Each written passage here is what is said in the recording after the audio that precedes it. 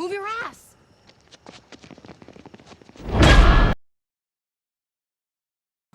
So I just watched The Call, an interesting movie, if I can say anything about it. And, since I haven't made a video in, Jesus, a month? I decided to make this video on a movie that no one asked me to watch, or no one asked at all, just because. So let me give you some context to how I found this masterpiece. The other day I was walking in Walmart, of course, as most people do, and I went to the little shitty, like, $5 movie bins, as most grandpas and uncles do who know nothing about movies and are like, hey, let's buy movies over here, they're cheap. And at the bottom of the pile was the only Blu-ray in the bin, and it was this movie, and the only thing I saw was the cover, and that Tobin Bell and Lynn Shay are in it, two people that I do like, but I had no other information about other than the picture and the synopsis, I guess, on the back. So, as most people do, I went to Google, and I looked up the reviews on Google, and found the most perfect review of a movie I've ever seen.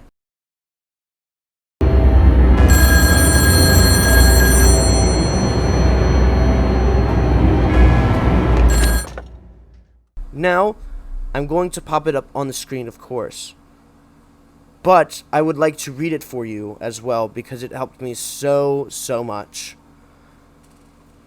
My God, let me keep this short. This will go up there with one of the worst movies I have ever had the misfortune of laying my poor eyes upon. I mean, truly terrible. Not even terrible in like a cliche bad horror movie way, but just terrible in every sense of the word. Watching this movie felt like self-harm. So, reading that obviously got me excited. But is it that bad? Let's hope not. Well, let's start off with the good stuff. There's a little bit of it. It's not much, but let's start there. Tobin Bell and Lynn Shay are obviously great in this movie. It's just not for that long. I think both of them are in the movie about, like, 10 minutes. So, that's a shame. That's kind of the best parts of the movie. This shot is cool, I guess. I kind of like that one. These shots are cool, I guess. That's kind of it. So let's just talk about the bad. That's all why we're here, to make fun of very bad movies. This movie is very dark. Like, actually dark. I cannot see shit most of the movie. I know it's supposed to be a horror movie, so, things are supposed to be dark, but you can make a horror movie good and have some light. I mean, you can't see anything here.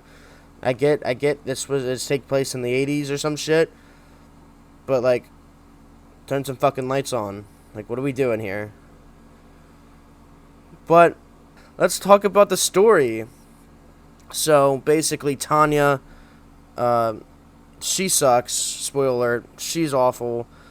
Her sister goes missing or some shit, and they blame Lynn Shay because she runs this little playhouse. Not playhouse. What the fuck? She runs this daycare thing, and it, like, burns down or something. So they're like, fuck them. Let's go vandalize their house. So they invite Chris, this new guy, who literally just moved here. It's kind of hinted early on that he did something bad at his old school, so he's here now. And we find out later. I'll talk about that later. You stupid idiot. So we meet Chris, who just moved here. We find out he did something bad at his old school. And it kind of is like, ooh, what did he do? And I can tell you that it is very disappointing, the payout of that. And then we meet two brothers. I honestly forget their names. They're kind of meatheads that are there just to die, so it doesn't really matter. But Tanya, we meet Tanya. She sucks. Her sister's missing. So she's like, let's go vandalize these old people's houses. So they do. Lin Shaye literally appears out of nowhere. Don't know where she came from, but it's kind of funny. It is honestly kind of funny. So obviously Lin Shaye does some creepy stuff, which is kind of cool. I kind of like that. But then it goes right to bad, and they leave, and then Lin Shaye kills herself. Like 20 minutes in. So now we just have her on the phone. That's what is the call. I'm getting ahead of myself again. So Tobin Bell invites the kids back for some reason. He's like, hey, she was like, I'll give them $100,000 if they call me and stay on the line for a minute. This is when shit gets wild. The rest of the movie is this like Nightmare on Elm Street bullshit. It's just kind of creepy and kind of not at the same time, if that makes any sense at all. But so the brothers go first. Their nightmare is that their dad beats them. That's their nightmare, I guess. I don't really, I don't feel, I don't think I can make any jokes about this. That's their thing, is that their dad beats them. I really don't know what they did to like deserve this. I get that they like vandalized their house, but like, I don't think that's like, hey, let me show you visions of your dad beating you. But I digress. So then Chris comes, and we find out what Chris did. Chris was like making out with his sister or some shit, and he got her pregnant, which is weird. Very weird. But not, I'm not going to say it's not illegal. I don't know law. It's kind of weird. But it's not like the worst thing in the world, I guess. If you're going on worse things that you could do, it's probably not the worst thing you do. So they get in a fight, and his girlfriend goes and drives, and she dies. She gets in a car accident, hits some tree, somehow flips the fucking car like this. I don't even know how you do this.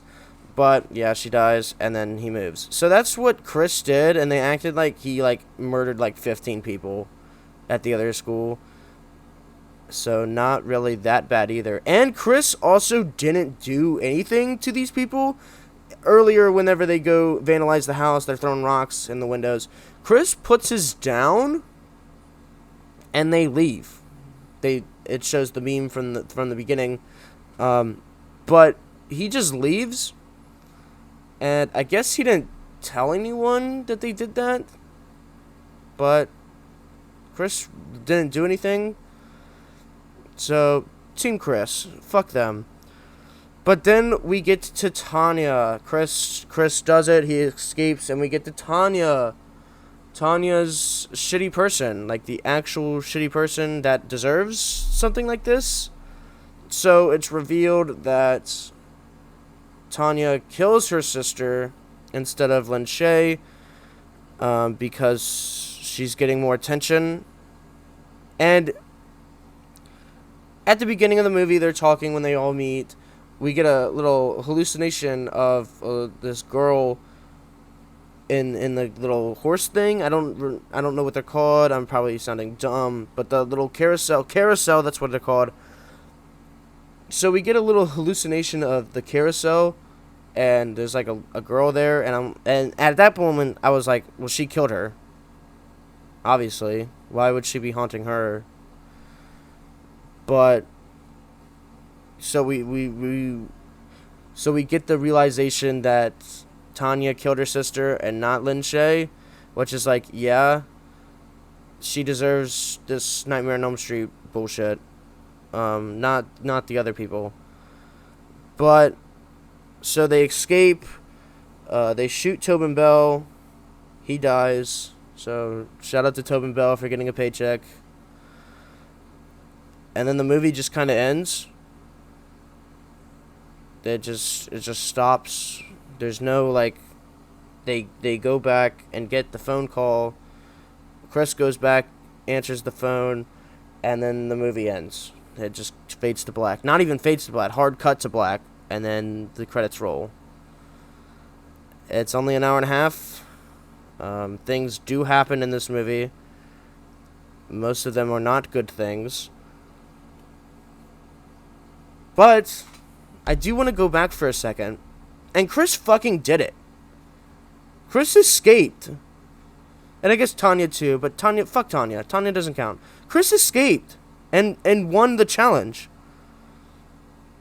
So either Lin Shaye and Tobin Bell are liars and there was not $100,000, or they were just doing this pure to fuck with them. I honestly assume that the second option is what happened. But where's Chris's $100,000? Where is it? So that's the review. Definitely not as bad as the review I read earlier. I've definitely seen worse movies. It's just kind of not one that I would like to come back to or ever rewatch again. So I kind of don't have anything else to say. So goodbye.